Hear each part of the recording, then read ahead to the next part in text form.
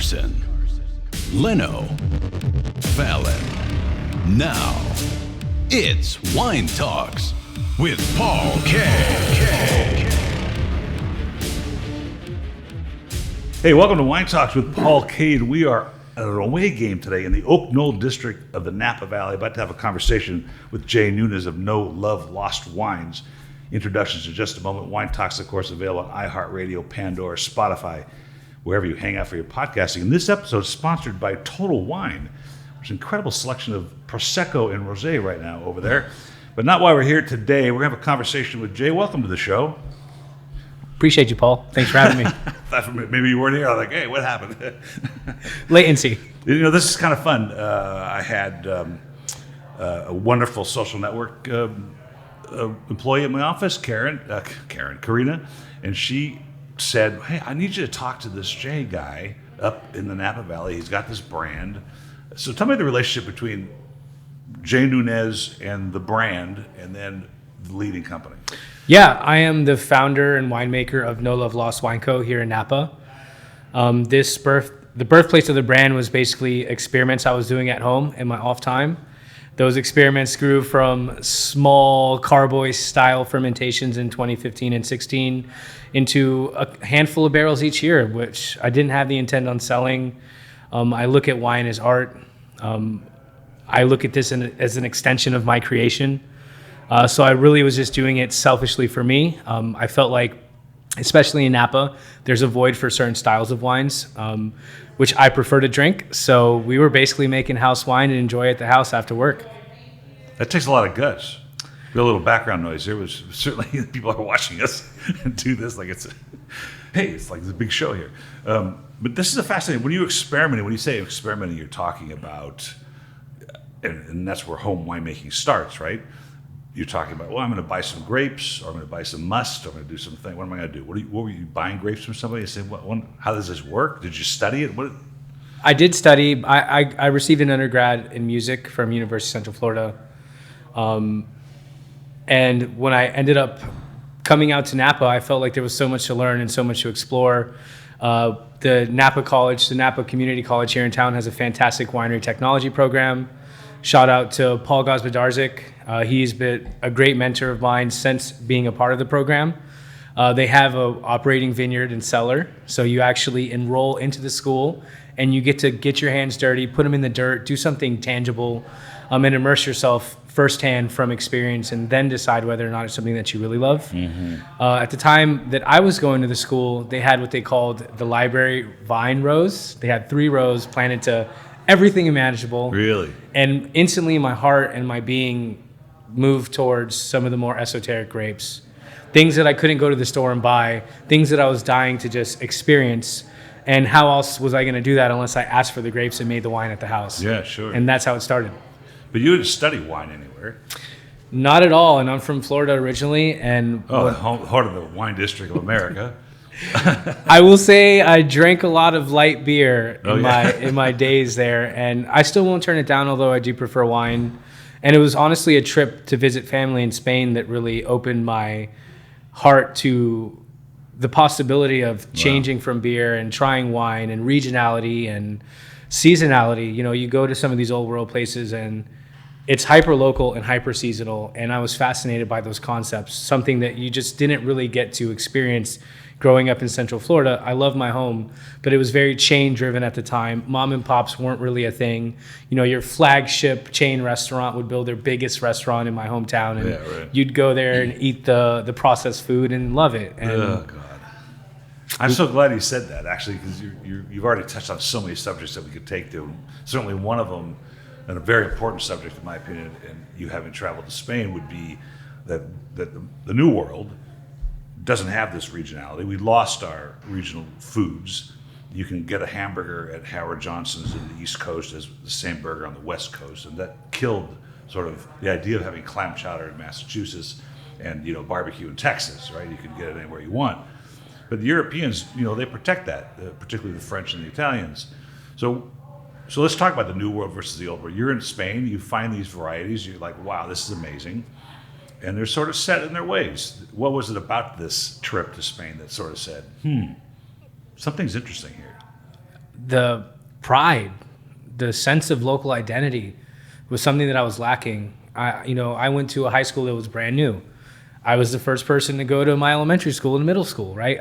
I rode my bike on streets as they were being built and developed, and my heart yearned for something of substance, of culture. And let's be honest, man, it was so much better than anything I'd ever tried in this country. Right. So when I went there and I had the jamon iberico, I had some of the local cheeses, the beef and the chicken tasted different. The vegetables, I was not a fan of vegetables until I started traveling. And when I did, all of a sudden I realized this is, the meat's not the star of the show. It's those green onions that are in season right now that are fantastic, that are captivating me. That's I've had a couple of guys on the show. One of them was a GMO probiotic to prevent a hangover, and then the next day I had a show and the guy was making non-GMO rum. Okay, and he's in America, and when you think about things like a truck of lemons going down the 5 freeway, there must be thousands of pounds on top of that bottom row, but they don't crush. And so why is that? And this is the exact reason why they have any flavor either. That's why when you went to Spain and you go like, wow, fresh vegetables to the table that actually have flavor because they're seasonal and they're untouched. Do you think that's changing in America, not only in the food but in the wine production as well?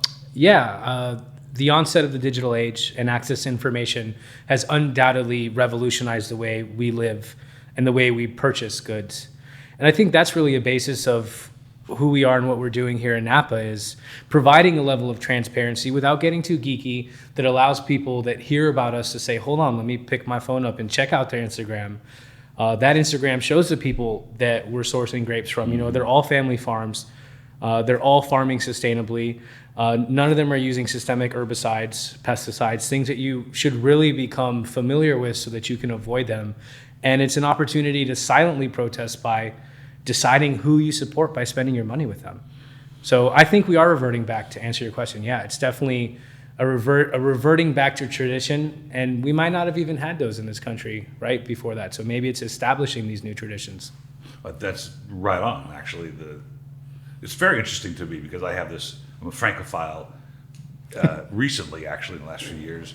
And so studying French and studying the culture and studying the history of it, it leads you to believe, what wine's role in society really is compared to the New World. On the same token, when you look at the French inbred winemakers, the Bordelais, the Burgundians, they look at the South America, Australia as the New World without any shackles. So Burgundy, you've got to grow Pinot Noir and Chardonnay, and in Bordeaux, the 5 varietals. But man, you can go to Oregon in America and grow whatever you want, or you can go to the Napa Valley and grow whatever you want. And so it's kind of an interesting grass is greener kind of thing. So when it comes to the Napa Valley, you mentioned something interesting. You wanted to drink wines that you like. What is it that you felt was happening here that you wanted to not change, but develop further? Before I answer, I'll tell you that those shackles come in many forms, and convention can oftentimes be much more limiting than legality or judicial mandates. And here in Napa specifically, a lot of people come here with one idea to make Napa Cab, and to make it in the exact same style as the 700 other people in town doing it. And to me, that is the death of artistry and homogeny, and that's exactly what I'm opposed to as an artist first. But to me, the attraction to Napa was the strong sense of community, the idea that it seemed so exclusive of, wine is fancy, it's expensive. It's all these things. But when you come here, if you really want to learn, if you really want to immerse yourself in the culture, put your hands in the dirt, you have so many opportunities to do so. The first couple people I met were like, oh, you want to learn? Buy a pair of boots or grab your boots and meet me here at 6 a.m. And it was the opposite from the space I was operating in, where everything is insular.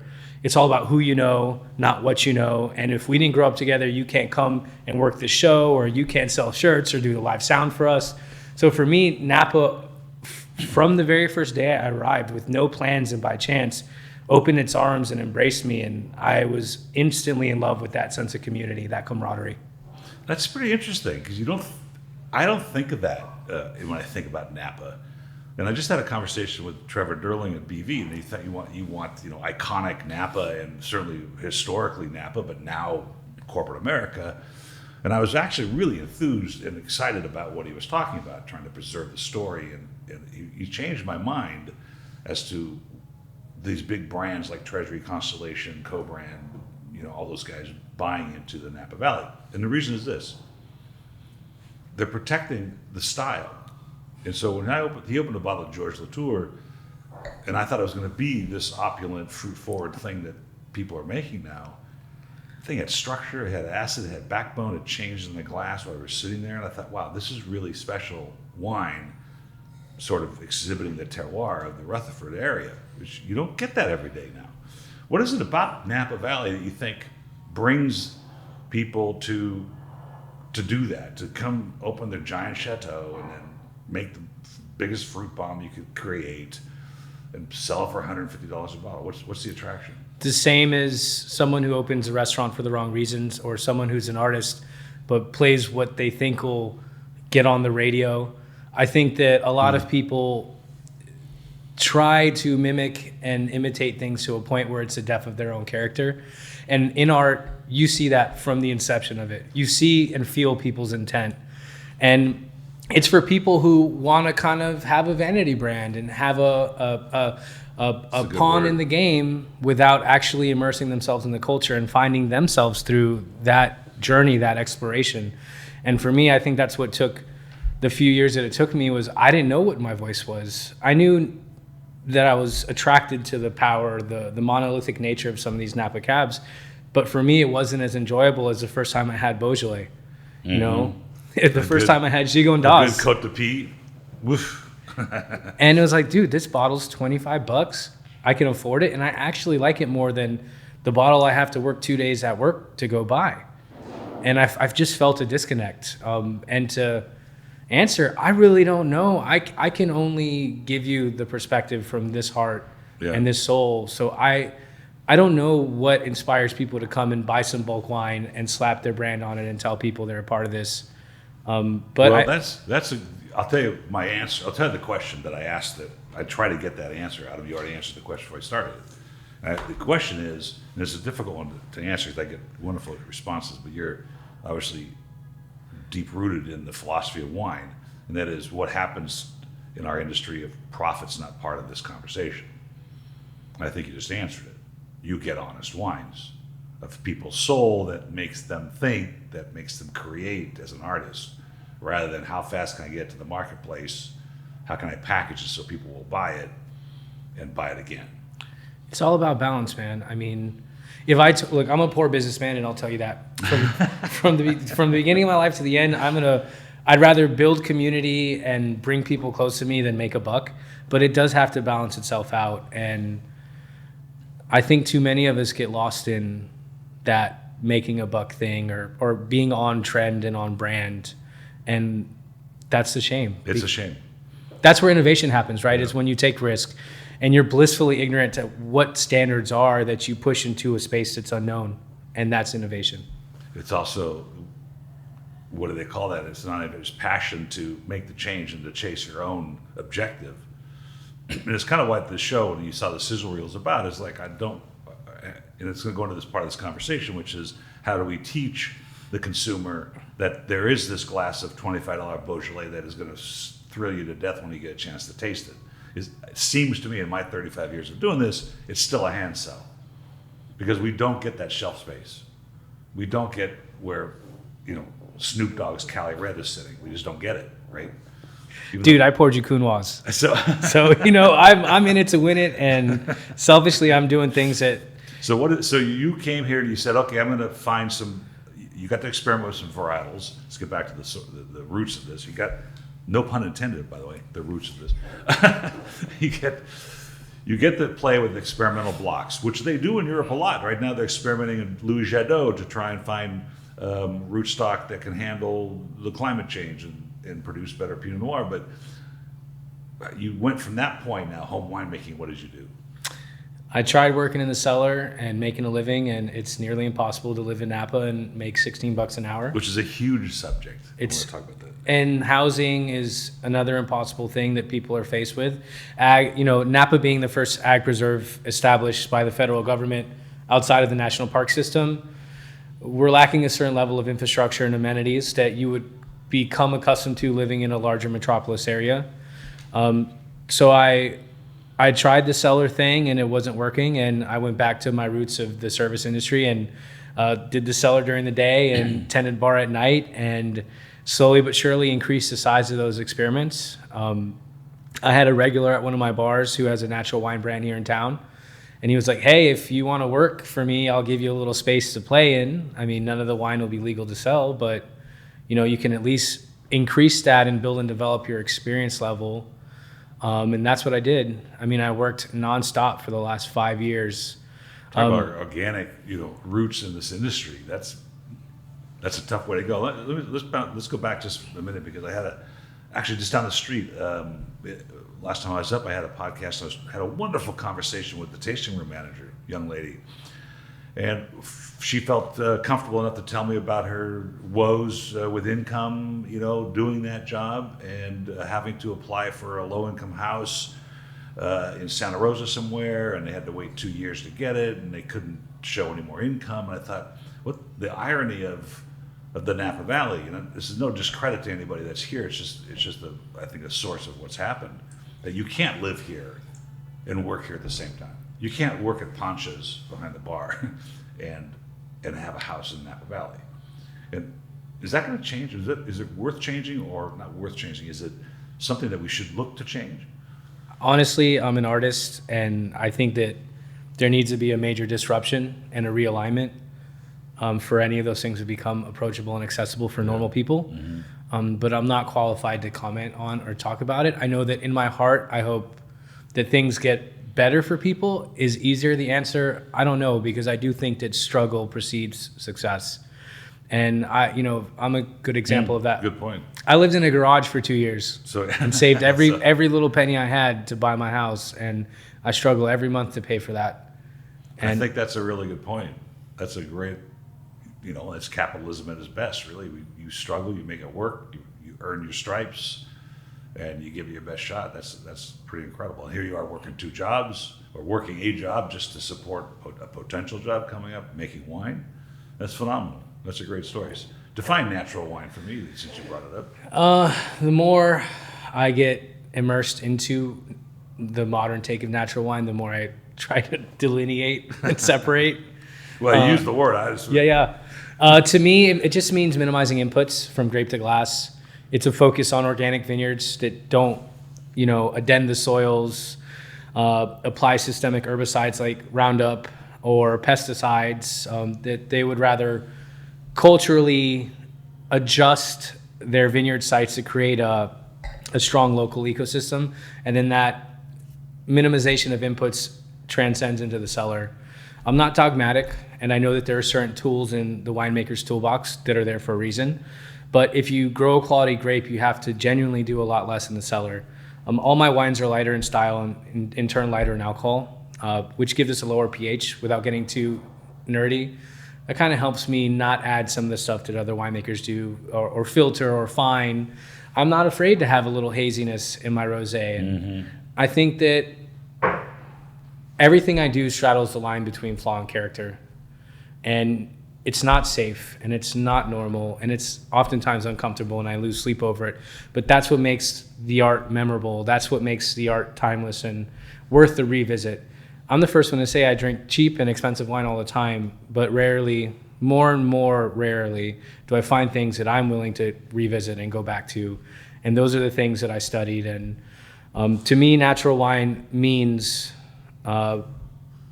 being focused purely and simply on 2 things, site and time, and not manipulating the wines in the cellar, and not worrying so much about every single grape being perfect in the vineyard, and more focusing on capturing that into bottle and being able to revisit that when you open that wine for years to come. Isn't that what it is? I mean, isn't that what we should be chasing? Isn't that what we should be explaining to the consumer? Isn't that what we want the consumer to understand, is this is to be a sense of place and time, and not necessarily 14.5% alcohol, which is fine. That's part of the experience. But should take you somewhere. I mean, literally, I mean, take you somewhere. Don't you get nervous as every bottle in a portfolio is the same exact alcohol content? Yeah, that's right. Yeah. So, I mean, I love science and technology, but I don't want it in my food and in my wine. I love my iPhone, right? I love what it allows me to do and the doors that it unlocks. But when we're talking about food and what we're ingesting and what we're growing, I don't think that there really needs to be a place. And natural wine seems like this new phenomenon when really it's a reverting back to ancestral techniques. so glad you said that. I've been talking about it forever on the show, and I just can't seem to get a grasp. It's like it was always natural until we came up with stuff to put it in, right? I mean, the Burgundians were always natural. Exactly. The Bordelais were always natural. We didn't have those things, and all of a sudden now we're going back to it, saying, "Wow, look how great we are." I mean, it's the development of any technology gives you this weird testing grounds where people push it too far, and you saw that in post World War II, in a post World War II world where all of the development of these miracle drugs and chemicals were being applied to the vineyards and to us, and you saw the drawbacks of that. You saw people with illnesses that didn't exist prior to that, and you can say, hey, medicine didn't know how to find them, they just died young. But let's be honest with ourselves. That's true, man. Exactly. They created them. There's a story about when the Nazis came to Bordeaux and they needed copper sulfate, which I don't think is a problem. It's a natural product, and certainly from the production of wine is necessary to keep you potentially from losing a whole crop, and that goes back to my conversation about profitability. But it's a crazy story about one guy stealing copper from the Nazis, treasure trove, to sell it to a guy in the middle of a Bordeaux vineyard who the Nazis didn't know existed. And then all of a sudden one day this guy stopped showing up with the copper. So they don't know what happened to the guy, but he got busted for doing it. But it just seems to me that we've always been natural, and the term natural wine has no meaning as we know in the FDA, but I guess the path of less intervention is an important path. And I think for wine is one of the great products for that, as well as farming. We noticed, for instance, up the street at French Laundry has torn up their whole the vegetable farm garden. Yeah, it's sad. And so I asked my wife, I said, do you think that every ingredient, my first thought was, what did they go after? Now they don't have the farm where they buying their stuff from, so everybody's very particular about it. And then, wow, what are the infrastructure to grow your own vegetables, to make your own food with all the restaurants he owns around here? What a commitment that is. It can't be cheaper. I mean, it's not. It can't be cheaper, right? So your objective with this group of wines, and how many different varietals are you making now? It depends each year, but it's around 10. And the farmers are the same? I've been so lucky, man. I've done handshake deals with people, and they've been with me since then. Wow, that's great. So it speaks on the level of support I provide them and the excitement that they have for someone like myself who champions the vineyards and the regions like Lodi and Clarksburg, where, I'm in Napa. They usually expect a little hoity-toityness from the winemaker from Napa. And honestly, I go and hang out, and they treat me like family, and most of them have become exactly that. How does a young man like you get so philosophical about a subject like this?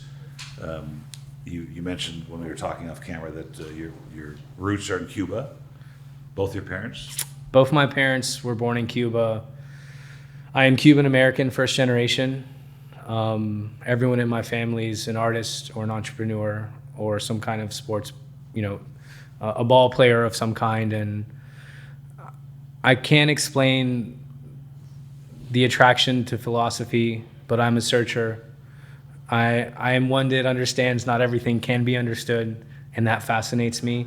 And I find so many parallels in everything that I've been fortunate enough to spend time with, and every space that I've gotten into has these undeniable parallels. And there's beauty everywhere if you give it a second and choose to see it.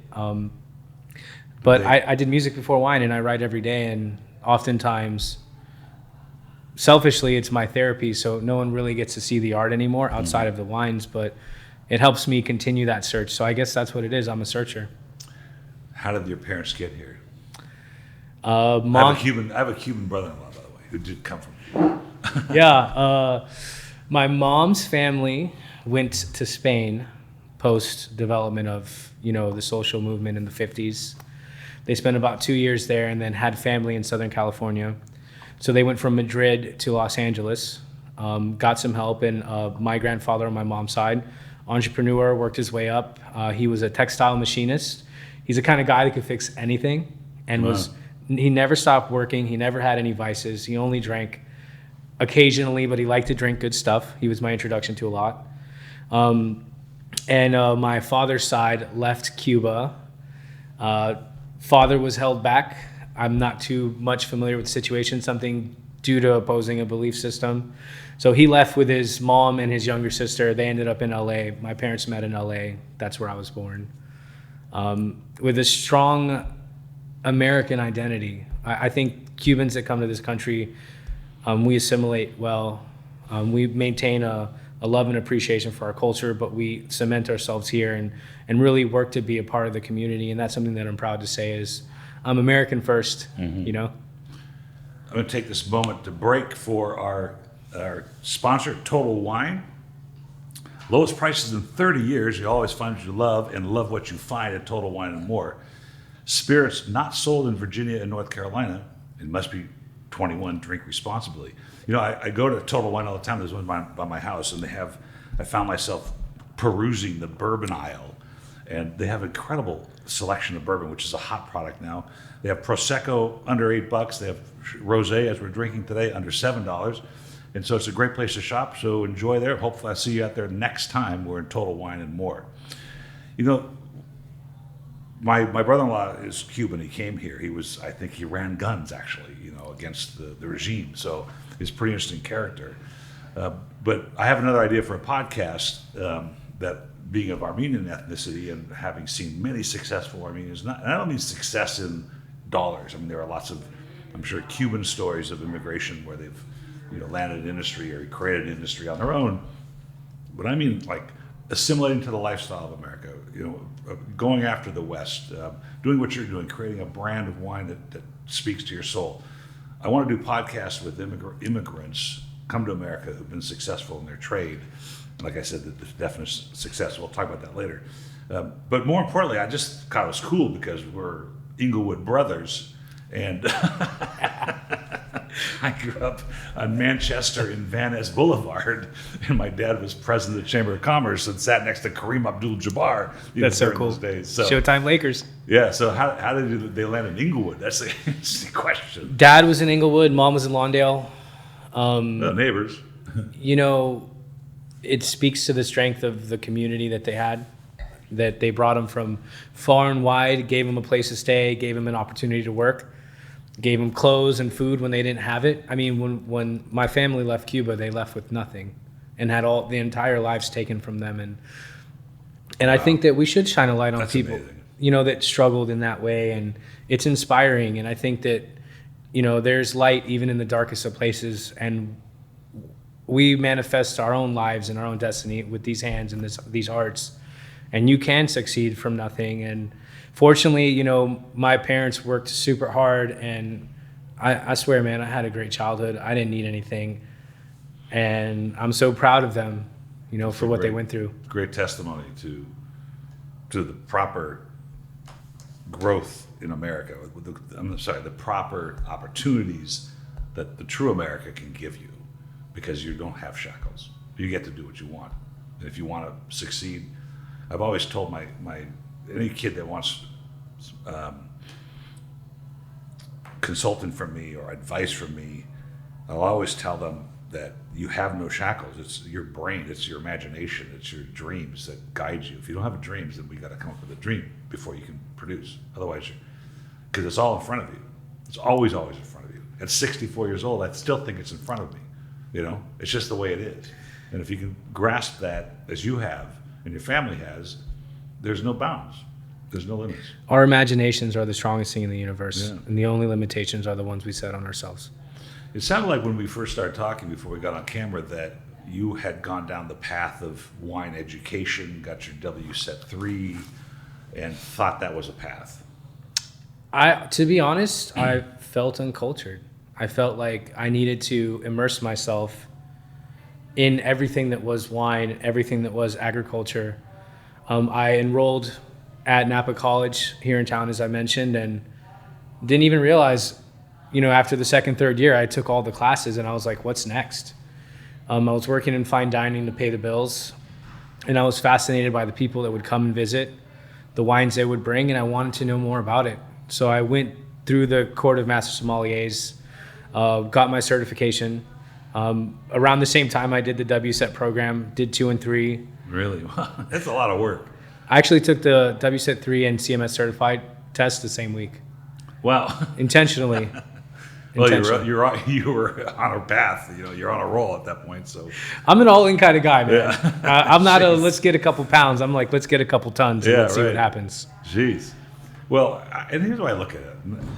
Too old to bother. I did take the entrance exam for the Master of Wine, and I was rejected, not knowing that I was supposed to spend $350 to take the prep class. But they did like my essay on wine. But to me, and there's no discredit to it, because I think it's an important feature. But what's happened in the industry, you had your distributor meeting here this week or last week. Those people are responsible to have some kind of WSET. And so almost for them, it's like a job requirement. It's not really to learn more. It's just like, I've got to get my WSET 1 or 2 to get a job as a wholesaler, and I want to sell wine wholesale, which I don't know why anybody wants to do that anyway, but that's what they do. And so I think it's just a great way to sort of get your feet wet with the academia of it, but by no means gives you the soul of it, does it? No, I am completely out of love with sommelier culture. If you distill down to the essence, what being a somm actually means is building and developing ambiance. And I think having a welcoming nature, making people feel special when they come into your establishment. And oftentimes people are guided by their ego and by a title and by the power that they think they'll assume by reaching these levels. And I think that that's counterintuitive, right? We're dedicating our lives to this space.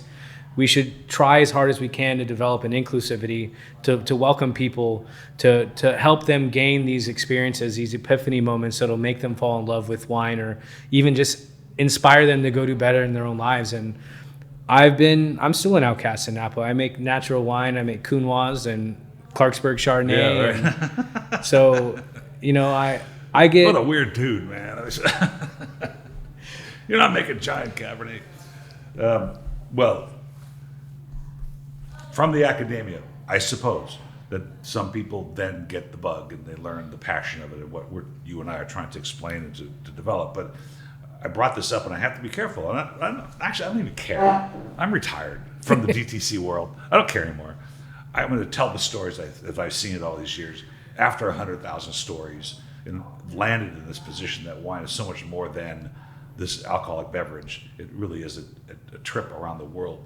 And I've said this almost every podcast, and I learned this from a young Armenian girl that makes wine in Armenia. She said, and I don't know if Michelle Roland told her this or she came up with her own, but she said, what other product can you take halfway around the world, plop on a table and say, this is who I am and when I was? There isn't any. You don't do it with Maui Blanc, pineapple wine. You don't do it with those things. That's the only brand. You can't eat music. Right. You can't eat art. You can't do it with an iPad, but you can do it with wine, and that's a fascinating cultural experience that I think we want to explain to people. That's what we're trying to understand. So at this point, what I mean was that I don't care anymore. I'm going to call it out. I'm going to call out the Cali Reds, the Joshes, the Apothic Reds, and say, look, try something. Moved on to something else, because they will have this glass of wine we're having here, and something will trigger one day. And I think it's always going to be a hand sell. And so for people like you to be here to do this and to create these wines and struggle through this, because it is a struggle. It is. It's important. But I think my original point was going to be that the wine industry perpetuates this aristocracy. It shouldn't be aristocratic. And I'm going to guess back in the day it wasn't. People enjoyed wine. I mean, you've seen how it was in Europe. It's a part of the meal. It's part of the meal. And I'll say it again, safe is never memorable. That's true. I'm not saying take a million chances with all the things you do in life. Don't drive 120 down your neighborhood street. But take a couple chances when you go to your local bar. Try the Assyrtiko, try the Counoise, try these things, open your heart to experience, because otherwise you're inhibiting your own growth. When you were working hospitality, how conscientious were you about making sure that A, one person got a glass of wine that they knew they would love, or B, that wine represented what it was supposed to? In other words, I'll tell you a funny story here at the Monterey Concours d'Elegance here in a second. But how important was that to you to make sure, as a steward of what you're doing? Each individual has their own expectations and needs. So it's important in my position, or in the position I was in, on a daily and on a person-by-person basis, to understand what they're going there for. And Danny Meyer's book, Setting the Table, really set the stage for me from a young age when I picked that up. And I realized it's not about me. It's about the guest. Every place I ever worked at, I knew the wine list inside and out. I'm a cocktail guy. I knew the history of each component in a cocktail, the history of the cocktail. And hey, if someone wanted to get nerdy, we could take a deep dive. If they wanted a Tito's and soda and to talk to their date, that's what I let them do. And I think that that's what's missing in this aristocratic perspective of fine dining. You go back to where you feel special. Yeah. No one, I mean, to me, it's not about ratings, stars, notoriety. I'll go to the hole in the wall down the street. If they know my name, they got my order going as soon as I walk in, because I feel special there. I want to give the owner a hug. And it was tough. At first, I was like, why is everyone not as excited about this Amaro that we're the only bar in the valley that has it? And then, you would give it to people. You'd let them try things, and they'd be like, this is not for me. And that's the beauty of art, is it's driven by our perspective, our subjectivity. We decide what moves us, what makes us fall in love. And I think that was the most important part about service, about even honestly why I got into this. It's an opportunity to have a tangible effect on someone's day. I want to brighten someone's day. I want to make them feel better after they leave wherever we meet. I don't want it to be the opposite. And a lot of people get caught up in that, and they get hurt if someone doesn't want to hear their spiel on Chocolino. It's funny that we recommend to our clients, as I had a wine shop, that you should shop at places where they have the same mentality, the same sort of opportunity, where they ask you questions, where they try to figure out who you are and where you're at in order to guide you to a proper place when it comes to a bottle of wine. And you don't always get that in here. So there's a supermarket in Hermosa Beach. It's a Vons. The department manager of a Vons wine shop could care less in general. They're union, right? Oh man, as soon as I was doing a video, like mocking Cali Red from Snoop Dogg, and the woman comes up to me, this young girl, she says, "What are you doing, sir?" I'm like, "Oh, I'm just," told her what I did. She says, "Man, this is one passionate woman who I thought," I offered her a job. I said, "Come work with me, because I don't find this kind of passion for what we do every day, and particularly in corporate America, which is kind of buries it, kind of doesn't reward people to be as passionate as you are as a server or as a hospitality guest." And you're right. You want to go to places where people, like my wife and I go to this one place in Sierra Madre. The food's good, but there's nothing really on the menu we like that much. But they make you feel good. But when I go there, my martini's ready. Exactly. Right? So it's interesting. So what's next for you? How long have you been doing this? You said your first vintage was 2011. And what's your next sort of level of, I'm not going to say accomplishment, but where you think you want to go? Yeah, it's a great question. Really, it's all about the growers for me, and developing these ongoing relationships with real people, not corporations. So I've been fortunate enough to have some strong connections with people I've been working with over the last few years. So I want to continue to build and develop those relationships. I want to shine a light on the people who are doing the hard work in the industry.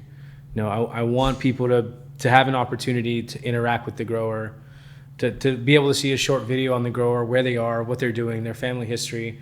I mean, the Chardonnay I poured you, 6th generation family farm in Clarksburg. They don't get much for the grapes because the corporations push them down. We've been able to transition the program to being more sustainable and just to minimize inputs there. And I want to shine a light on people like that.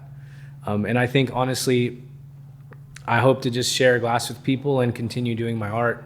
Where are we pouring right now? Here? Silenus Winery here in the Oak Knoll District is where I make the wines. We also pour the wines in the tasting room. The team is fantastic. They've all become basically my family. They've championed the brand. There's a small amount of us that are kind of doing the same thing here that they also pour, so you can have a great diverse experience here. I'm also in the process of opening a tasting room in downtown Napa. Really? So wow, that's a huge step, man. Congratulations. But downtown Napa is really quite prolific these days. I have to give the city planning commission credit, and a lot of people speak negatively about the city and the county and the restrictions, regulations.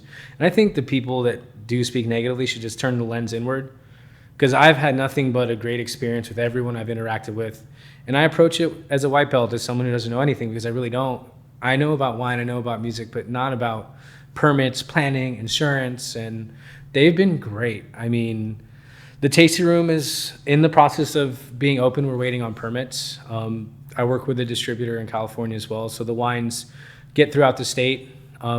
It's important that they land in retailers and restaurants that are like-minded, that support the ethics and values that we're putting forth, and that attract a community that would appreciate that. Style of wine aside, we want to really empower anyone who's doing things the right way and toss our support that way. You know, it's interesting you said that. I spent 8 years on a planning commission, and I did that thinking that I was going to change something. And it doesn't happen in the bureaucracy. So I think it's a really good point that you made. People don't understand the bureaucracy. Bureaucracy is very slow to change. The code is in place. Either you follow the code or you get it, or you fight. You can't fight because the code exists. And so if you want to get along with City Hall and participate in their vision or change their vision, then you have to participate in the bureaucracy itself. But if you're like yourself and you want to open a wine tasting room in Napa or a comic book store in Los Angeles, the code exists for a reason, and you can't change it. If you want to change it, it's an act of God at this point. So you have to work with it. And you can either frustrate yourself and go home and complain and mutter under your breath, or you can participate in the process. So kudos to you for understanding that, because it's not an easy thing to do. You got to change your perspective, man. And you have to change the perspective. Because if you walk in looking for a fight, they're going to give it to you. Yeah, that's right, because they can't say yes. They can only say no. I'll tell you a quick story, since my wife doesn't listen to the show. We're trying to remodel a house at the beach, and the net of that, we went to the counter, and I know the counter. The counter absolutely has zero authority to do anything. He can only tell you no, literally. Yeah. And so we got to this point, and my wife's in the chair. She says, "You mean we can't even change our windows?" And the guy goes, "No." And so in Armenian, I said, "Gamas," which means enough. Don't stop. Like, shut up. We're not talking anymore, because I get it. I know what this guy's coming from. And so now we're getting ready. We're at a point where we're going to pull the permits, right? We're going to draw the thing and pull the permits, because the guy has to say no. He can't. He has no authority to tell you yes. And so it's important. So when do you expect this opening to be? Talk to your local politician. Yeah, right. Our permits have all been submitted for months. ABC and all that? ABC in state. But yeah, we'll see. I mean, I have a really great... You sharing with anybody? It's just me. Wow. That's huge. Congratulations. You're going to do well. Tasting these wines, the folks don't know, the listeners, that we've been tasting a couple of wines here. Fascinating things in the glass. They're telling a story. They have backbone. They have structure. And that's what we need, not only in our lives, but in our wines, to make things, to move the needle. So we're at 45 minutes already. So it's been a huge honor and pleasure, and I hope we can do it again. Yeah, I look forward to it, and thank you for your time. I like what you're doing, and we need more of it in the industry. I thank you. It's an ambition. Like I had the woman actually that helped me sell my company emailed this morning. She said, "I want to start." You've inspired me to start a podcast on the mergers and acquisition business of the wine, because wow. she only does wineries. Cool. I said, the one thing you have to understand is it's not a campaign, it's a commitment. If the show must go on. And if you're not prepared to grasp that concept, because it sounds colloquial, but it's real. You produce 2 shows a week, you better produce 2 shows a week, right? Those are the rules. That's what the guests are looking for. So she goes, "Okay, I'll just do 1 show a week." Passion takes sacrifice. If you really love something, you gotta to tell the stories. You gotta put your being into it, and that's reflected in podcast, wine, music, art, sports. You can't tiptoe. You got to jump in. Been a pleasure to tell your story today, Jay. Thank you for being on the show. Look forward to more. I look forward to it as well. Cheers. That was excellent. That wasn't so bad.